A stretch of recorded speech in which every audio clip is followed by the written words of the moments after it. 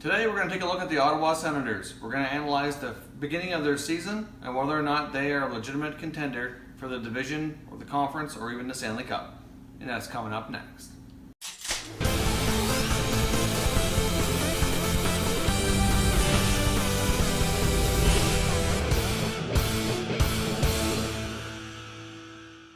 Hi everyone, my name is Mike and welcome to Top Shelf Hockey. If this is your first time here and you're a big hockey fan, then you'll enjoy our content. We cover all the latest news, stats, highlights, etc. for all 31 teams with an unbiased opinion. So if you're a big hockey fan, consider subscribing today. Alright, diving into today's content, let's take a look at the Ottawa Senators. First of all, let's take a look at how they started their season. Currently, they've played 5 games. They have a record of 3 wins, 0 regulation losses, and 2 overtime losses. They started their season with back-to-back shootout losses against Washington Capitals and the Detroit Red Wings, and since then they've rattled off 3 straight victories on their West Coast Canadian tour against Vancouver, Calgary, and then last night against the Edmonton Oilers. And here's a few things that really stick out as positives for the Ottawa Senators so far. Most of these stats have been mostly more predominant in the last 3 games, but were apparent in the first 2 games as well, although things have improved greatly in their last 3 games as they went on the road. Number 1, they have a great goal differential. They have a plus 10 differential. They've scored 20 goals so far in the season, and they've only given up 10. So far, they are the number 1 team in the league when it comes to penalty killing. Their PK is still, after 5 games, at 100%. They have yet to allow a power play goal against, which is quite an accomplishment. Onto their power play, which is now ranked in the middle of the league. However, it got off to a bit of a dreadful start as far as goal scoring production goes. They ended up being, technically they were 0 for their first 20 power plays. However, in the game against Calgary, they finally broke through. Technically they were credited with 2 power play goals. However, most people, myself included, would kind of give them credit for 3, as their first one came with Derek Brassard scoring just as the penalty expired. The penalty expired and the goal scored the exact same second. Technically, according to the NHL stats, it's not a power play goal, but really the player wasn't even out of the box yet. In their eyes and their views, it probably gave them a major boost, and their minds counted as a power play goal, and that really set them off. So if you count that into the mix, even though it really doesn't count, they had 3 power play goals that night, as they had 2 more ones that they were credited with after that. And the last night against the Oilers, they scored 3 more power play goals as well. So 6 power play goals in 2 games after a slow start. Now in the slow start, they were getting lots of good looks, good entries, pretty decent passing. They seem to be a little reluctant to shoot, so I think they're lacking some confidence back there. Not really sure why, but early in the season, a lot of guys are still getting their legs going and scoring, trying to score their first goals, etc. So they were a little bit gun shy, but now that they've got some shots going in, things certainly look a lot better there as well.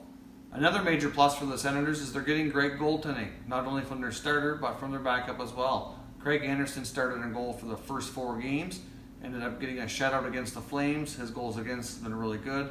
And then last night in his first appearance of the season, Mike Condon played extremely well against the Edmonton Oilers and only allowed 1 goal.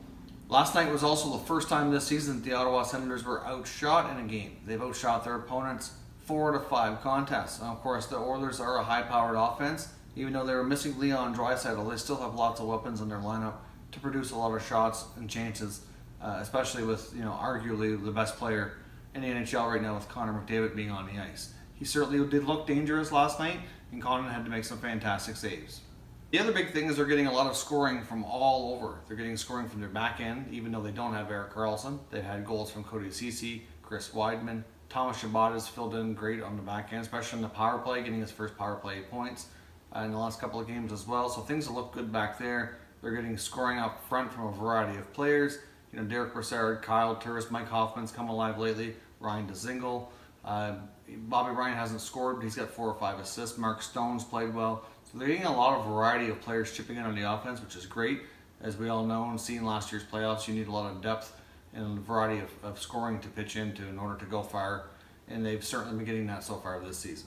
As far as things that they could be doing better, to be honest, lately there's not a whole lot to say. I mean, they're coming off 6-1 victory against the Oilers, a 6-0 victory against the Flames, and then a 3-2 shootout victory over the Canucks. I mean, overall, it's been a fantastic road trip.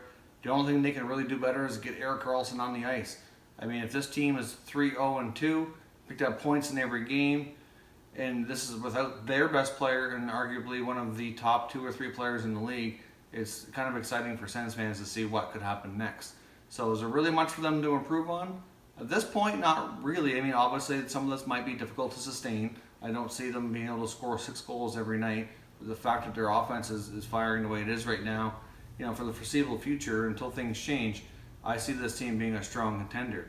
For some reason, I'm a little confused as to why a lot of media places don't seem to want to give Ottawa a chance. When you look at a lot of the preseason predictions for where teams would finish this year, there's still a fair bit of so-called experts putting them either barely in the playoffs or out of the playoffs, which I don't understand. They were within 1 goal of going to the Stanley Cup Finals last year, which was a tremendous accomplishment. Nobody predicted them to be there, and they got out to a flying start this year so far. So personally, in my opinion, I think they have an excellent chance to win their division. I don't see why they couldn't go back to the Eastern Conference Finals, possibly even win it. Could they win the Stanley Cup? Maybe. I mean, I'm not sure that they're quite ready for that yet, but I mean, there's certainly no reason why they can't be considered one of the contenders for sure, and why most people wouldn't have them in their at least top 5, if not top 10 teams in the league for sure. So I think the Sens are certainly due a little bit more respect, and hopefully this great start will have them earning that from more places. So let me know down in the comments, what do you think? Do you think the Sens can keep this up? Do you think they have a chance at winning their division? Do you think they can go back to the Eastern Conference Finals? Let me know. I want to hear from you. Thanks very much for watching, and have a great day.